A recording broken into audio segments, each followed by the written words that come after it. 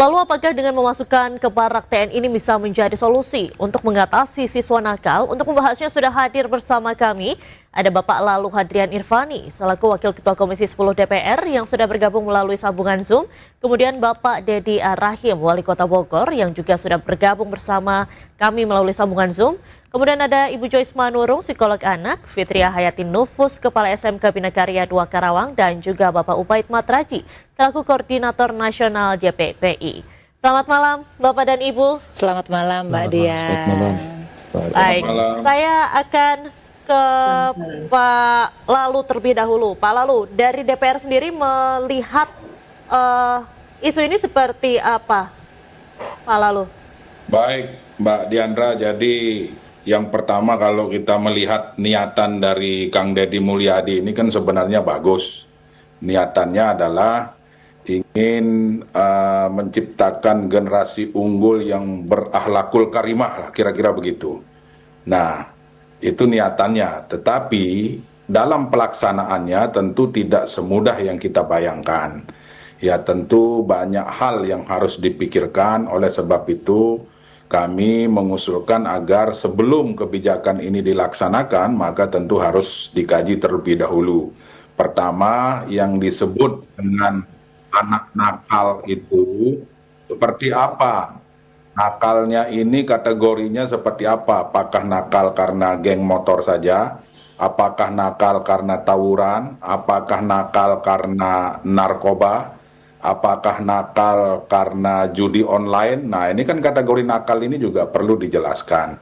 Kemudian informasi yang kami dapat juga bahwa anak-anak ini atau siswa-siswi ini nanti akan dimasukkan ke dalam barak militer selama minimal 6 bulan bahkan 1 tahun. 6 bulan ini bukan waktu yang cepat, bukan waktu yang sedikit. Nah, sementara anak-anak ini adalah usia sekolah, di mana usia-usia tersebut harus mengenyam pendidikan di sekolah sebagaimana siswa-siswi lainnya yang tidak digolongkan ke dalam kategori nakal tersebut. Jadi banyak hal yang harus dipikirkan. Jangan hanya jangan terburu-buru, jangan tergesa-gesa.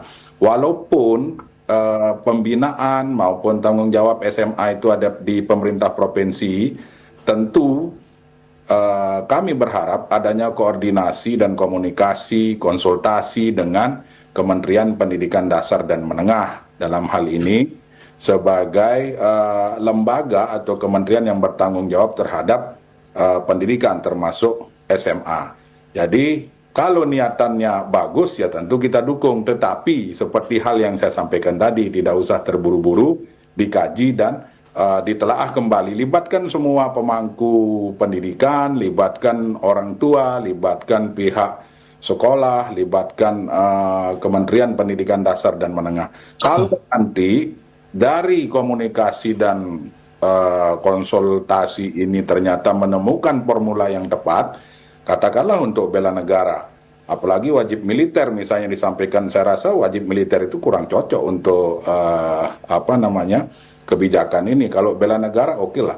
Bela negara ini dilihat dari sisi mananya dulu. Karena di dalam Undang-Undang Nomor 8 tahun 2022 pasal 6 itu sudah dijelaskan pendidikan bela negara disesuaikan dengan tingkatannya mulai dari PAUD, SD, SMP, SMA, bahkan perguruan tinggi.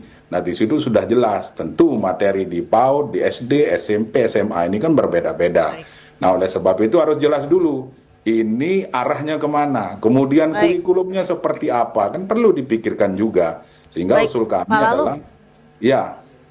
Kemarin kan juga sudah dijelaskan bahwa untuk kategori nakal ini sendiri dijelaskan sama Pak Dedi, ada tukang tawuran, mabuk-mabukan, dan juga main Mobile Legend. Ini apa perlu dipersempit lagi pengertian kategori nakal itu seperti apa, Pak? Iya, artinya nakal ini kan harus dijelaskan. Katakanlah misalnya mabuk-mabukan. Mabuk-mabukan ini kan juga ya tentu tidak terlepas dari narkoba dan sebagainya dan yang lain-lain kan.